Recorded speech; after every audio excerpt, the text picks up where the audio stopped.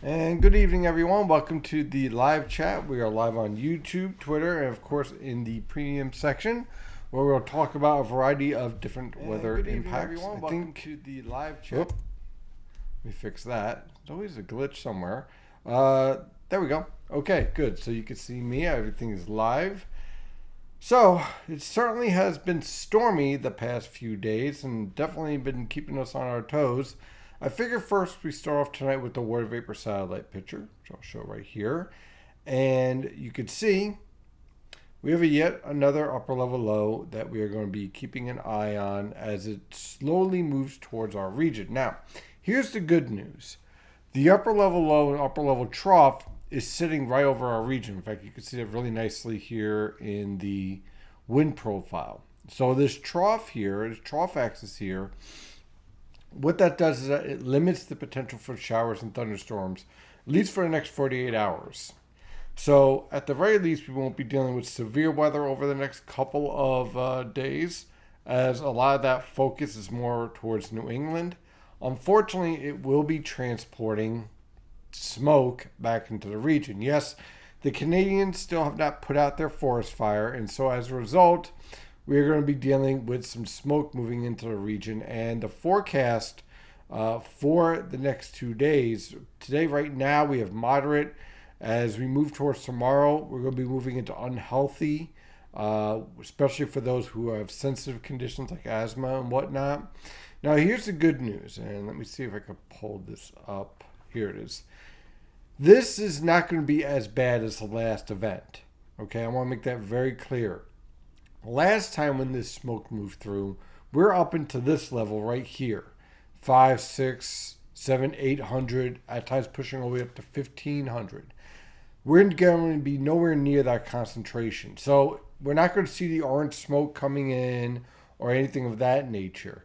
But if you have any type of sensitivity with asthma, with your sinuses, anything of that nature, that will be an issue for tomorrow. So definitely be prepared for that. If you have any friends and family who are suffering from asthma, best for them to just stay indoors as much as possible for tomorrow. The good news is that this will not remain in place. And the reason why is because of our surface winds. Now, for tonight and for tomorrow, we have winds coming in from the northwest. So that's going to be transporting that smoke into the region.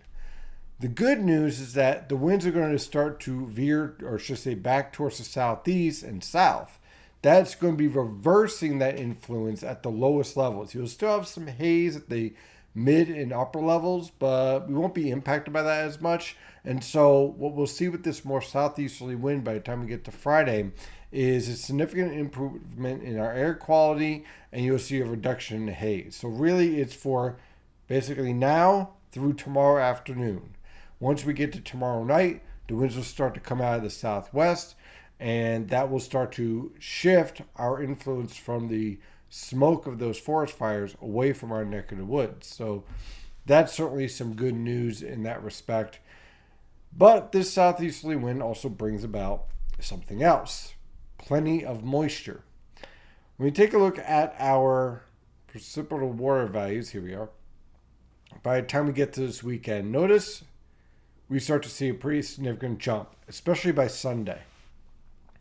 With short waves approaching the region for this weekend, unfortunately, with all this moisture in the atmosphere, and again, when you start seeing these reds, that supports some pretty impressive heavy downpour potential. Now, there's a difference between precipitable water value and relative humidity. So I wanted to explain this since we have a chance. Precipitable water value is basically the amount of water in your sponge. So the higher the values, the more water is packed into your sponge. Your relative humidity is the focus of where that sponge is strongest. So when I see for the weekend something like this, what it tells me is that we have scattered showers and thunderstorms, but there's also a lot of breaks. So that's why we kept it also scattered the past 2 days with those showers and thunderstorms, is that it's not a widespread heavy rainfall event. This is, once again, convective precipitation. And that convective precipitation leads to this broken nature of the showers and thunderstorms. So the precipitable water values tells us the potential for the heavy downpours, the potential for the rainfall rates, which when you start getting into those red values, which is going over 2 inches of precipitable water value, that gives you rainfall rates of an inch per hour, sometimes higher, and certainly the potential for flash flooding. And then this signal here tells me, okay, this is a scattered shower and thunderstorm threat. Whereas if we had something where everybody was around 90% relative humidity, that would tell me that this is a widespread heavy rainfall event. So, as always, the devil's always in the details, and unfortunately, this theme is going to continue all the way on into the 4th of July. So, if you have outdoor plans this weekend, my suggestion, I know you probably have parties and all whatnot, especially when you start looking at some of this data here for Saturday and Sunday, and you can go right into Monday and Tuesday, have backup plans. It's not going to be widespread, but I cannot rule out that your barbecue or party for 4th of July or fireworks display won't be dodging showers and thunderstorms. Now, if you are into firing fireworks, or if you want to go to the Macy's Day a firework display in New York City, by about 8 p.m., most of these showers and thunderstorms will collapse. So I think you'll be fine in that respect. But again, you're going to want to have backup plans to bring stuff indoors with these showers and thunderstorms moving through the region, impacting you for about 30 to 60 minutes. And some of these thunderstorms have the potential of reaching severe levels. Why? Well, let's take a look at the upper level winds here. And during this time period, on Saturday, Sunday, Monday, and Tuesday, we have a pretty vigorous 850 millibar jet stream to deal with. And that's going to increase your potential for vertical wind shear. So, yeah, there's that potential for possibly a few isolated tornadoes mixed into this threat that we're going to really keep an eye on. So, unfortunately, we're looking at a rather active weather pattern moving into the holiday weekend. So, why is all this happening? Well, again, we have a very active pattern. And we have El Nino in complete control here.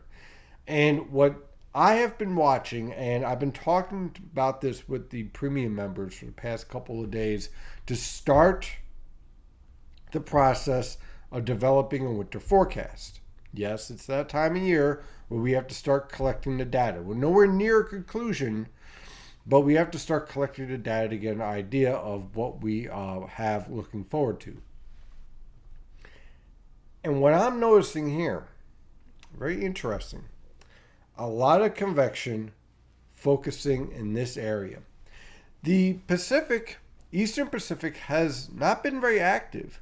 Usually in El Nino year, you get a lot of activity in the Eastern Pacific and not so much in the Atlantic. Well, the Atlantic is going quiet and possibly could remain quiet all the way through mid-July, which, by the way, everyone freaking out about the fact we had 3 named storms already. We're going to fall back to average if this continues the way that we're seeing the pattern evolve. The Eastern Pacific, though, usually is pretty active with above normal tropical development. This year it's been dead quiet, but the Western Pacific has been very active. Now, why is this important? Well, what I'm watching for is how does the atmosphere respond to the developing El Nino? And where is the lifting the greatest? You see, you can look at statistics and all this stuff all you want, and statistics are important, but you have to understand the forcing mechanisms and factors that go into the development of the pattern, how it impacts the development of the jet streams and the subtropical jet stream and the polar jet stream. And one of the ways that we do that is that we study where the convection, where the thunderstorms are developing in the tropics. And we know, thanks to Cosin and Mussolini, when we start to see a lot of convection around the date line, right here, that's when we start to see a greater support for a trough around the eastern United States. And you start to get a trough enhanced around the Aleutians. So this active weather pattern, in my opinion, is being driven initially by this convection constantly being focused here. And this isn't driven by the MJO. The MJO is, well, it's as neutral as you could possibly get. It's sitting right in the middle of the circle here. And it's going to remain neutral. So the past couple of days it's been neutral. Now, when you're in this circle, they call it the circle of death. The MJO really has very little, if any, type of impact on the 500 millibar pattern when it's in this zone. And notice the forecast is to keep it in that zone. So our primary impact is from this El Nino influence. So if you get an idea where the convection is developing and how it's influencing the pattern, then you can get an idea of how long we'll be in this pattern. So what a lot of people will do, they'll pull up the European or the CFS and they'll scroll through this and they'll say, oh, look, we're going to copy paste the model saying this and therefore, boom, that's what the forecast is going to be. But there's more to this. You see, what's important is not the 500 millibar pattern forecast. What's important is the precipitation forecast in the Pacific. And the European and the CFS long-range models for the 46-day and also the monthlies all focus convection, thunderstorm development around the date line throughout the summer, into the fall, and yes, into the winter. Now, this could change. There's a lot of time between now and the cold season, which we start in September. And the evolution of this El Nino could shift.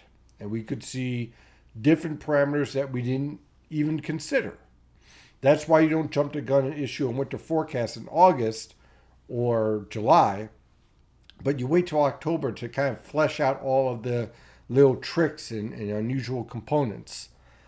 But if this continues, where you see a lot of convection around the date line, then you can kind of get an idea of where your trough axes, ridge axes, and high latitude blockage could be.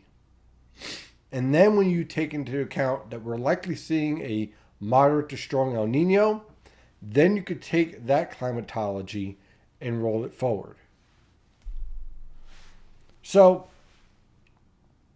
in the short term, the development of that convection and the persistence of that convection around the date line tells me that at the very least for the rest of the summer, well, we don't have to worry about heat waves or droughts, that is for sure.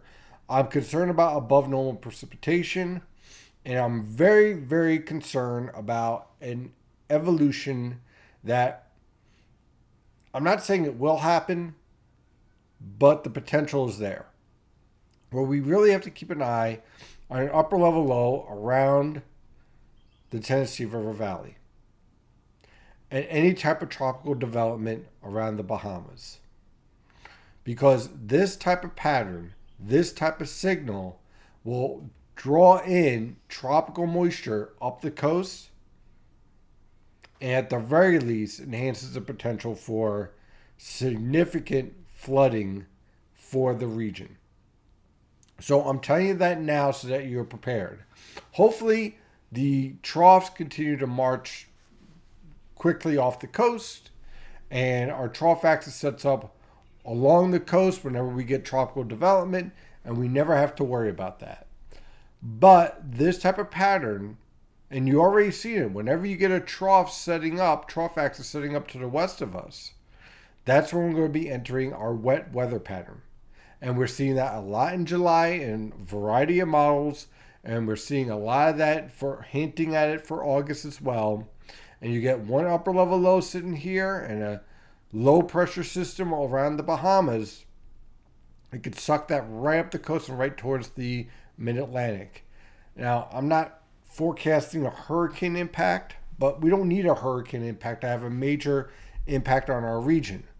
Flash flooding can do plenty of damage, and it's something that we're going to have to really keep an eye on, especially with the water table now becoming saturated and potentially supersaturated with this constant wave of showers and thunderstorms impacting the region. And again, this is all driven by what we're seeing here. As far as the stratosphere is concerned, let me pull up the data here. Why am I interested in this? Okay. This signal of the stratosphere has more of a cold season characteristic to it than warm season. It has pockets of cold anomalies and warm anomalies driven by the development of our ozone. Now, typically, during this time of year, ozone concentration is kind of uniform. But this year, we have a lot of water vapor locked in to the mid and upper levels of the stratosphere. You can see that at times in the lower stratosphere with interaction with the troposphere. But when it gets into the mid and upper stratosphere, it creates a lot of uncertainty. And of course, this all goes back to the Tonga volcano we had about approaching a year and a half, 2 years ago. We haven't seen this amount of moisture, this amount of water vapor in the stratospheric level in the satellite era. I can't say ever because I wasn't around in 1840, okay? But as far as the satellite era is concerned, first time we're seeing it. The first time we're seeing the observations now in the southern hemisphere and northern hemisphere, impacting both poles. Last winter, as you know, I warned that it was going to create a lot of volatility issues in the forecast because we weren't sure how it's going to impact, because it's going to be spreading into the northern hemisphere, but we weren't sure how fast and what type of impacts it would have and how much it would disrupt the polar vortex. Now we're in a warm season, and the stratosphere is more like a cold season type anomalies. And this is important because this helps us explain why we keep on seeing these type of upper level lows all over the place. And we continue to see that in the long range. So what I'm trying to share here is that we're kind of flying at the seat of our pants on a plane flying into a land that we don't know. Because we don't understand yet, and we don't have a strong grasp on how this additional water vapor, combined with other factors that are influencing our stratosphere, are going to interact with this El Nino that is very strong. Now, when you have a strong El Nino with a negative NAO, well, that could be a very stormy forecast for the mid-Atlantic and the southeast for the summer, the fall, and the winter. If the influence of the high latitude blocking leads to a displaced negative NAO or positive NAO with all your blocking focused towards Asia, well, that could lead to other impacts, like a very quiet weather pattern for us. Thus far, it's been pretty active. So there's a lot that we have to watch out for, and literally I am studying this and learning how this is going to influence our pattern right along with you, because it's the first time we're seeing it. You're likely hearing about this forecasting challenge being expressed for the first time for many individuals. You're not going to probably hear this on TV news. They don't have time to explain it. It's not their fault. They got people in the background yelling at them for them to put up a commercial, so they don't have time to explain this stuff. And you're certainly not going to hear it from individuals with certain motives. So what I'm trying to share with you is that while I will put out a winter forecast and a fall forecast like I always do, the more I'm looking at this data and the more I'm seeing these interactions, the more I'm saying to myself, oh boy, this is going to lead to a lot of surprises. And a lot of what we think we know about the evolution of a 500 millibar pattern with a seasonal forecast is going to be severely tested in these types of environments. And until we get rid of that water vapor in the stratosphere, we're going to continue to see model guidance struggle and our understanding of what to expect to struggle and possibly fail. And the only thing we can really do is provide the best forecast possible and learn from it. So that's what I'm working on right now with the long range forecast, and that's going to be a heck of a challenge. Also wanted to share something new. I got a new book. This is from, I'm going to read the name and then I'll show you the book. Judith A. Curry, Climate Uncertainty and Risk, Rethinking Our Response. This is a book that would be opposite of the other climate books I have, which are basically very much settled, very much associated with basically the IPCC, and there isn't a lot in terms of disagreement between that. What Judith does is analyze the solutions that we have and some of the model diet. You're picture, you're you and you. Oh, I'm me. Wow, we went from no picture to picture to, you know what? I don't know how to fix that, and I'm not going to touch it because if I do, Just making you aware of it. oh, wow, that's pretty cool. Hey, isn't that like an MTV effect? It's like an infinity thing. It's like an infinity and beyond. There you go. Well, okay. Well, so this book you can get it on Amazon. I've already started reading it. It's very interesting, and if you're into mathematics, it certainly has plenty of that in there and a lot of sourcing. It's a different view on climate change, and there are some individuals out there like Dr. Mann who doesn't exactly like Judith Curry, but she is a PhD, well-renowned. She ran the atmospheric science in Georgia, University of Georgia. She was a university head. She runs her own company, I believe, and does consulting. So she knows her stuff. So definitely a book worth reading, that is for sure. And that's what I have for now. Now, I'm going to take your questions. I'm going to enjoy this picture-in-picture screen too. So let's see here. We're going to go first, as always, in case you're new to this, we're going to go over all the questions from tonight in the premium section, and then we'll check out YouTube. And then if we can find anything on Twitter, we'll see where we go from there. Because I know that Twitter can be a little bit of a challenge, but we'll work on it. Twitter's a pain in the rear. Twitter's a pain. My wife is not happy, Elon. Fix it.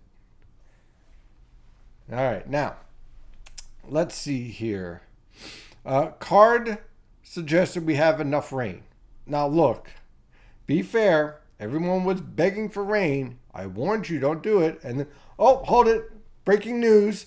The Mets have tied the game by walking in a run. Finally, another team's walking in runs and not the Mets. I'll take it. So, yes, I am still following the Mets, even though they are having a horrible season. But it is what it is. Okay, so basically, chance of tropical downpours Saturday and Sunday. So watch out if you're driving down and back to AC. Yes. I'm really concerned about these precipitable water values when you're getting over 2 inches. And the reason why is that there is so much moisture in the atmosphere that when you're squeezing all that out, it can produce rainfall rates where in one second you're driving around, no big deal. Gets a little dark in front of you, and there's like a weird haze. You're not sure what the heck that is. And then all of a sudden, it's like as if someone dropped a bucket of water on your car and you can't see anything. And you happen to be doing 30 miles per hour, and the guy in front of you all of a sudden has to stop short. And before you know it, that's how you get into a car accident. So I am very concerned. I'm more concerned about the heavy downpours and the flash flooding and the very poor, very fast reduction of visibility in these storms. Yes, there's a tornado threat. Yes, there's a wind threat, but I think that's small and isolated compared to this heavy rainfall threat and flash flooding threat. Of the 2 days this weekend, which day will have a greater risk of tropical downpours? I would think Sunday. And the reason why is that we have a short wave moving through and there's a little bit better focus. I was taking a look at some of the data on BuffKit on the GFS guidance and or FV3, that's what they call it now. And that featured very strong omega values over New Jersey and Philadelphia on Sunday. Not as much on Saturday. So I got that with the GFS. I'm seeing that on the European. So I think Sunday is the worst of the 2 days.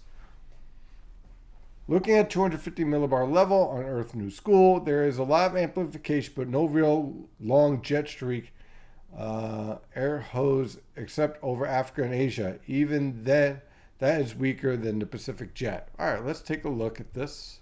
First, let me get the data, then I'll switch it over. We'll step back. And let me see. There we go. Okay, we got the globe.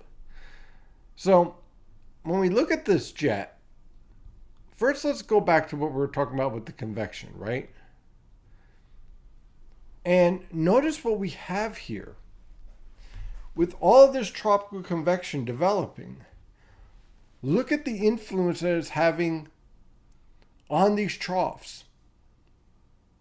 The convection fires up, influences this trough, which influences this trough, which enhances this trough, which enhances this trough, which now you have enhancement of the subtropical jet stream and polar jet stream. While that's happening, you're seeing all of this what's called waviness. Now, there is some debate as to whether or not this is connected with climate change or not. I think a little bit of column A, a little bit of column B, okay? You have influence with the volcano. You have a very warm Atlantic, which is creating all sorts of havoc with the convection developing out here in the Atlantic and the clash of air masses, which is enhancing these anticyclonic circulations and also the extratropical circulation, should I say. Now, why that's important is that leads to enhancement of the subtropical jet stream even more. Here is your shear ripping apart every tropical disturbance that tries to come off the African coast. So you're seeing that transport here. You're seeing that evolution over Europe. Look at this. Now, this right here is a potential negative NAO developing. Now, what we have to watch out for when we head towards the warm season is whether or not that very warm water will cause a perpetual ridge here and displace the high latitude blocking to the northeast. Don't know yet. Wouldn't want to hazard a guess. It's possible. We'll see how it works out. One interesting theory is that if you have a lot of systems, a lot of tropical systems lifting northward, it leads to a lot of transport of latent heat, which in turn leads to a lot of transport of influencing the Arctic and enhancing your high latitude blocking potential. But there's some debate as to whether or not that is a factor if your tropical systems are below category 3. So there's some debate in that. But man, this is something. This is really impressive to see out here. And then you just keep on marching around the globe, and the whole polar jet stream it looks like as if it's like Arnold Schwarzenegger got like a rope and just started murdering it and flipping it up and down and creating waves with it. It's just insane just how much blocking we have in this pattern. And it all starts and all kicks off with that convection right around the date line.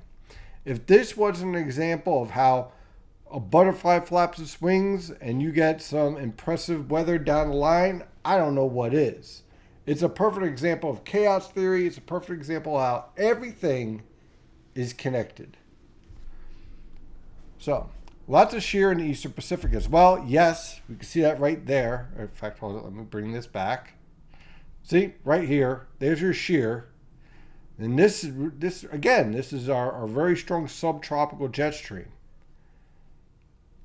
So this is bringing in all the moisture from the tropical Pacific. Don't be surprised to start to see a lot of rainfall here in California at some point. It just opens up the whole floodgate. It gets things very interesting. Let's see here. So basically, regardless of the fall and winter forecasts themselves, both will come with high bust potential warnings. Absolutely. For me, definitely. I can't speak for everyone else, but for me, when I look at this, when I put together a seasonal forecast, I look at climatology, like what's the base influence? El Nino, La Nina, neutral, MJO state, the state of the QBO, stuff like that, right? So those are your baseline stuff. Then sometimes you take a look at some of the years and see if there's some indication, but that's harder and harder to do because of climate change. Yes, I know. Trust me, it's warmer. It impacts how I'm going to handle the forecast because it impacts the amount of water vapor in the atmosphere and what I'm studying in terms of the high latitude blocking regime. So I rely on that less. So I got that. And then I got my observations as the pattern is evolving. The problem is that third part, the observations as the pattern is evolving, are observations that we've never seen before. So then it leaves a huge question mark. And it provides a huge physics question that people who are much smarter than me, who like to spend a lot of time studying this stuff, are saying, I don't know. And if they don't know, then I know that I'm going to struggle with it. And so I'm going to tell you that. So that way you can prepare properly. I would love to say I know exactly what's going to happen. I figured out this whole water vapor issue. And I know exactly what to do. Because then I could probably start calling myself a genius, which is not good for me to do for my ego. So I'm not going to do that. And I'm not that good. So I won't go that route. So yeah, it's a huge bust potential. But I'm going to do my best to try to explain, try to figure out what to expect. I saw that apparently there has been a lot of activity from ocean magma vents in the eastern Atlantic, which may be having an influence. I looked up, I have a friend who's a geologist, actually. I went to college with him. And I haven't found anything that's above normal as far as activity in the Atlantic. Believe it or not, the Atlantic and the Pacific is very active with volcanic activity. We just don't see it, and most likely it's not going to end up on CNN unless it blows up an island. So there is a lot of activity going on, but it's nothing that we haven't seen over the past 30, 40 years in terms of our observations. There's nothing that is dramatically. Now, a great example of something dramatic would be that the Tonga eruption, but we haven't seen anything beyond that point. So it's certainly something to keep an eye on. It's certainly a factor when you're studying the sea surface temperatures, but there isn't enough of an influence to explain the rest of the Atlantic and what we're seeing.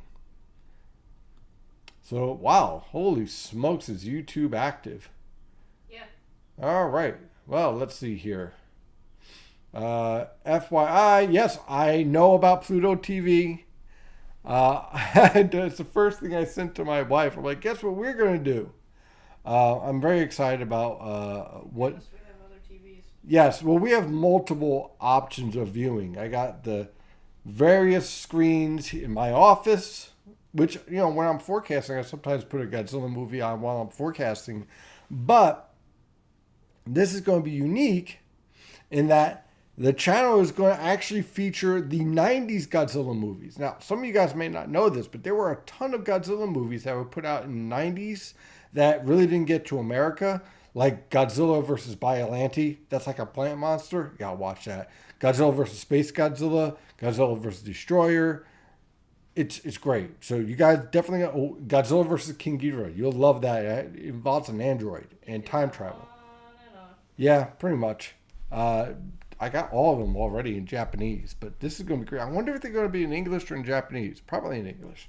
That's going to be fun. Both. That'd be great. Happy birthday, Christian.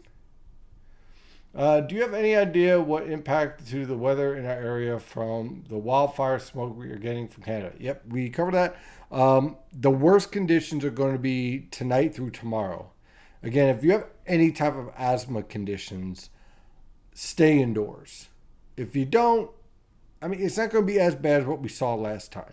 I mean, you're not going to have an orange sky or anything like that. You'll definitely notice the haze, especially if you're someone who likes to take pictures of like the sunrise and sunset. Definitely going to notice with that. I gotta give you credit for doing this for us. I know how hard it is for your head, but thank you. I'm going, bless your chops. This is a weird summer. Yes, it definitely is. Could the warmer than normal Atlantic offset some of the effects of El Nino? That is an interesting study. And based on the winds, I don't think it is. Now, let me pull up observations here. Let me find it first. That'd be smart. Okay, so let me switch over real fast. 1 second. Okay, I'm sure everyone could see the sea surface temperatures. Mets game still tied, by the way. Okay, so we have El Nino. That's pretty clear right there, right? That's rocking and rolling. It's getting stronger. It's pushing. The El Nino in 3.4 is already at 1.0 degrees above normal, plus 1.0. Strong is over plus 1.5. So we're in the moderate stage. And usually El Nino peaks in the fall. So October, November, right? So it has plenty of time to push over that 1.5 threshold. Meanwhile, we have somewhat of a, I can't call this a negative PDL. Like, I'd call it a neutral. There's a lot of conflicting signals here in the Northern Pacific. It has somewhat of a signal of a negative PDL. But this warm water here kind of disrupts that influence. But certainly support for an upper level low around the Aleutians. Now, then we take a look at the Atlantic. I think that the influences of the Pacific are so much stronger than what's going on in the Atlantic that it overwhelms the Atlantic influence. Now, with that, with such warm water in the Atlantic, what I think that does is that it opens up the potential for tropical low pressure systems to spawn off of old cold fronts. It produces a lot of tropical depressions. It also is going to produce a lot of model error. I'm going to tell you why.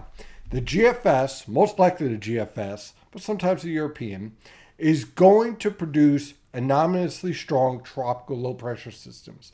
It did it with Brett, it did it with Cindy, and let me tell you something. When everyone was going nuts and there was a certain YouTube person that was running around saying that it could impact the Gulf Coast 10 days later, it was a ridiculous nonsense. And a lot of people are going to jump the gun. People who love to hype stuff are going to love the GFS when you look at the 10 to 15 day analysis. But that model puts way too much emphasis on the warm water and convective feedback. And because of that, it reduces the expectation of the vertical wind shear, which, as we saw with our two previous tropical systems, the vertical wind shear sliced, diced, and threw apart both tropical systems in a span of 24 hours. It hit the vertical wind shear, those systems, and they blew apart. Guess what? That's going to be a theme for much of this summer. So here's my warning. Yes, there will likely be plenty of tropical depressions. In fact, I wouldn't be surprised if we go above normal for tropical depressions. But the model guidance is going to over forecast and produce tropical systems that are much stronger than reality, especially once you get past 3 days forecast, because it can't handle this environment. So I would be strongly cautious in trusting those solutions, even in a normal situation, but especially in this one. And that's where I think the Atlantic influence is going to lie.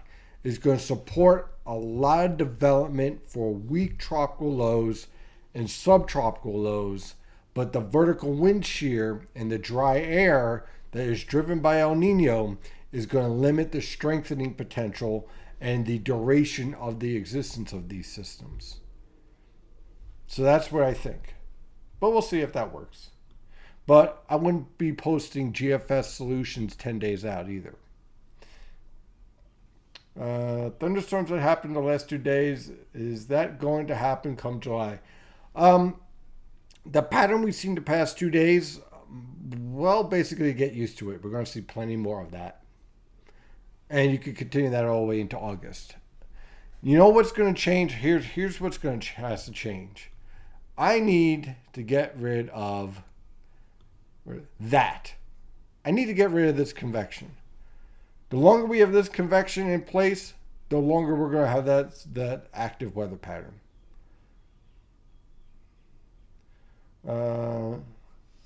I don't know about the orientation of El Nino.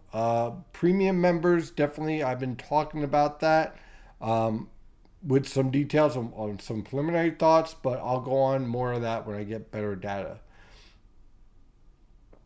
Denny says he absolutely loves the live chats. Appreciate it. Central PA guy here and a winter lover. You do a great job explaining the weather and how it evolves. Well, Denny, thank you. And, this is a good time for me to just share a couple of things. One, if you want to help the channel and the website and the business and this and that, here are 2 things you could do. One, spread the word. Let everyone know. That'd be great. Also, subscribe. It's $11 a month. And it actually goes a long way and helps out the business quite a bit. And there's a ton. Oh, hold it. Oh, the Mets hit a fly ball. And oh, wow. Nimmo did a good job. Yes, I'm a Mets fan. Shoot me, okay? I need them to win. Let's see here. But yeah, I would really appreciate it if you guys definitely spread the news. And we'll go from there. Heat waves we already talked about. You think we'll see some more severe thunderstorms? Dylan, I swear, you have got to be happy with this pattern. If there's anyone that's going to be happy with this weather pattern, it's got to be Dylan. Right. We've gotten your severe thunderstorms. We've gotten your tornadoes. We had 3 tornadoes yesterday, right? 3 tornado warnings. If there's anyone who's going to be happy with this weather pattern for the rest of the summer, it's got to be Dylan. So if anyone has any type of damage, just contact him for an assessment as far as paying for any of the bills. It's not my fault. I didn't drive this pattern. See 3 El Ninos in a row. Usually that doesn't work. Will there be more tornadoes? Well, there's certainly a potential. Anything on Twitter? Hold on. Okay. Yeah, you got a few things. Hold on. I'm a little occupied. Give me a minute. Okay. Let me just, while you're checking that out, I'm just going to answer a few quick questions in the premium chat here. Important question. Have you been able to find Godzilla vs. Biollante on DVD or Blu-ray? My wife found it. She's amazing. Now, technically, I could watch it, but I will not open it. I'm keeping it sealed. Is the wildfire smoke drying out the lower levels of the atmosphere at all? I'm actually watching out for that. Thus far, I haven't seen it, but I'll be keeping an eye on it. Noticeable that unlike the past couple of El Ninos, the rest of the Pacific Basin isn't warmer overall. In fact, it has a lot of really cold water in northern Pacific. There's a lot of different anomalies setting up. Certainly something that we're going to be keeping an eye on. This is going to be a challenge, and I'm really looking forward to it to see how well I do. This is not a cooperative format. Look, Elon, my wife isn't happy. Let's fix this. So is tornado potential this weekend? From James. Okay, so the potential's there. I'm not guaranteeing it. I'm not trying to scare you. But when you have a lot of tropical moisture, some vertical wind shear, and plenty of instability with a low pressure system, yeah, the potential's there. I don't know any more details beyond that. And analog with this type of pattern to look back on. Great question. Thus far, I really haven't found any. Here's the thing. Here's how I do analogs. I don't just look at the pattern as match the pattern. Look, that 500 millibar pattern matches this 500 millibar pattern. We're going to match it and then da-da. A lot of people do that. The way I go about it is not whether or not the 500 millibar pattern is similar. What drove the 500 millibar pattern? In other words, the forcing mechanisms. Who cares if they both look the same if they have different forcing mechanisms? Then it's a silly comparison. So I haven't found the same forcing mechanisms, whereas a very warm Atlantic, an El Nino that's getting stronger, the stratosphere moisture loaded. I haven't found impacts like that are similar to any other year. So we're kind of playing in a new environment, which is challenging and fun, but also a real headache. Real hazy in Northeast PA tonight. Thanks for letting us know. And July 8th to 15th, warm, rain and warm. Well, okay, let me put it this way. I don't know the details. I can't do that. Definitely convective pattern. Plenty of thunder. Basically, what we've been seeing, rinse, repeat. Look, guys, I hate to tell you, this summer is not the summer of heat waves and going to the beach. Then again, I really don't like going to the beach, so that's fine for me. But overall, this isn't a very active weather pattern, okay? And it's not going... This is the reason why a lot of people are kind of not used to this pattern is because we've been dealing with La Nina for 3 years. 3 years. I never wanted to come back. Go away. Now, with that,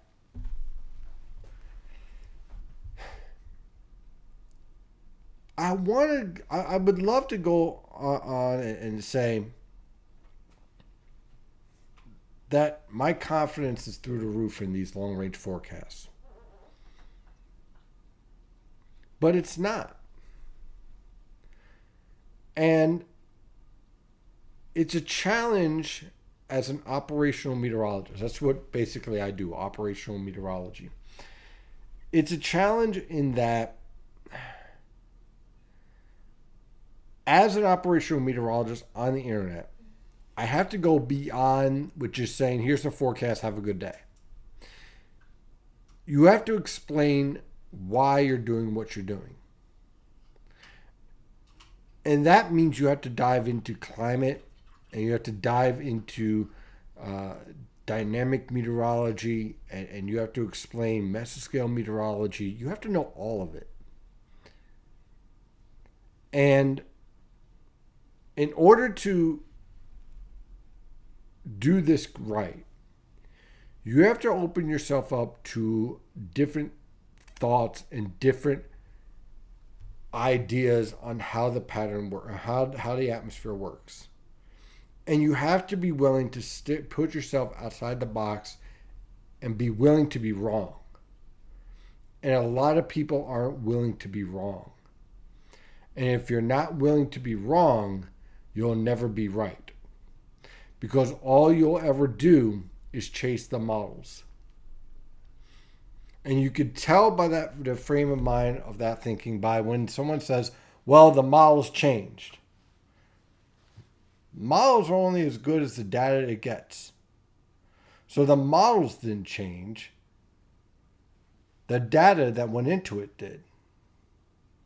And so what you have to ask yourself, if you're really honest and you really want to get good at this, is what observations did I miss that allow me to be led astray on the models?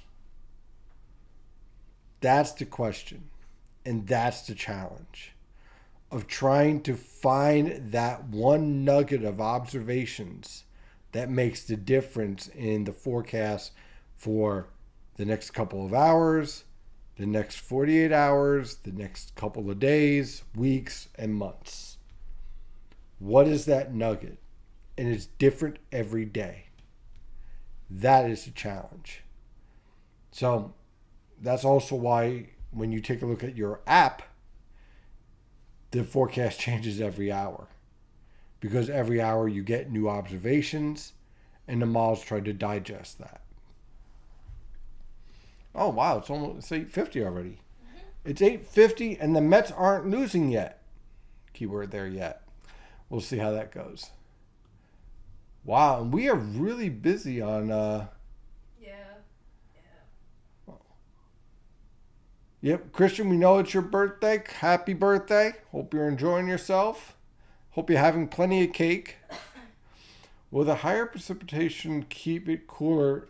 It cool this summer. I'm doing good. I need more coffee. I could have gotten you some. You didn't ask. I know it's my fault. Okay, great question.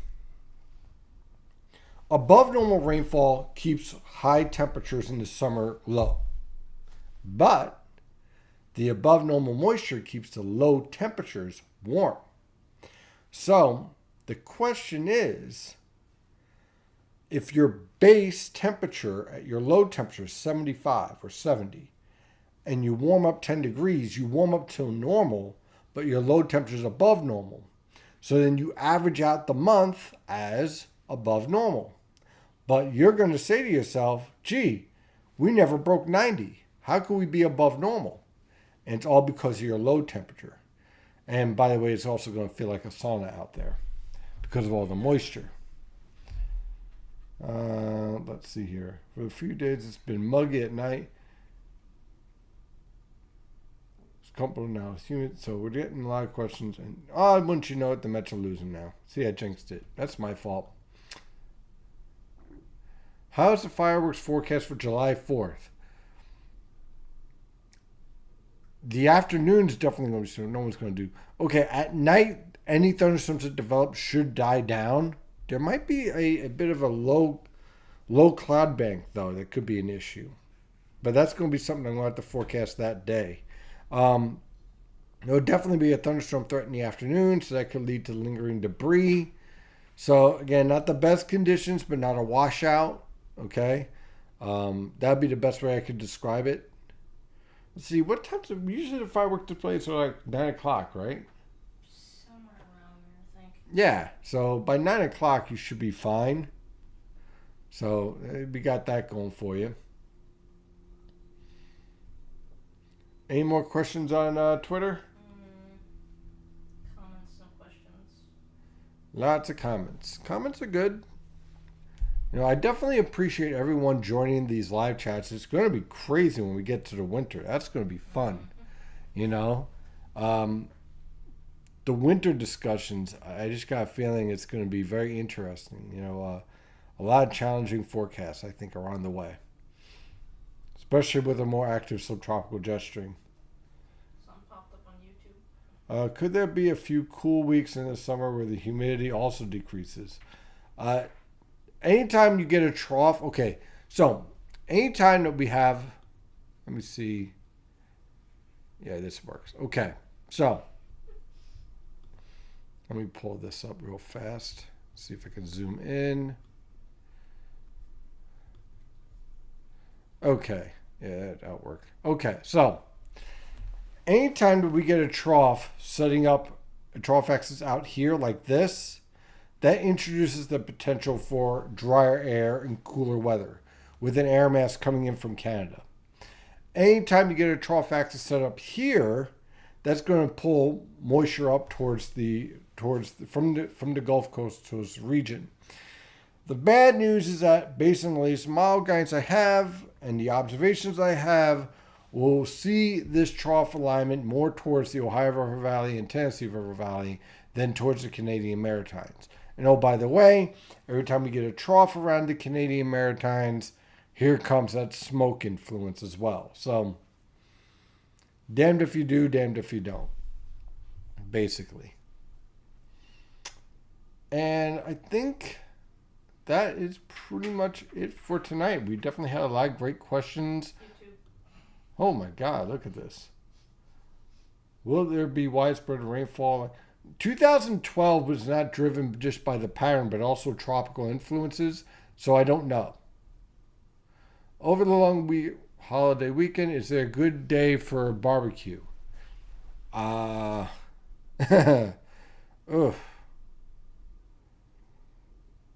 Saturday probably the best day, but it's not perfect. Sunday, well, you all know about Sunday, and Tuesday and Monday and 4th of July Tuesday, both are not good. So, sorry, actually the best days are tomorrow and Friday, really. Sky cloud cover, you only have a pop-up thunderstorm threat. That's about it. So, sorry, not this year, guys. So I think for that, we're going to close it off for tonight.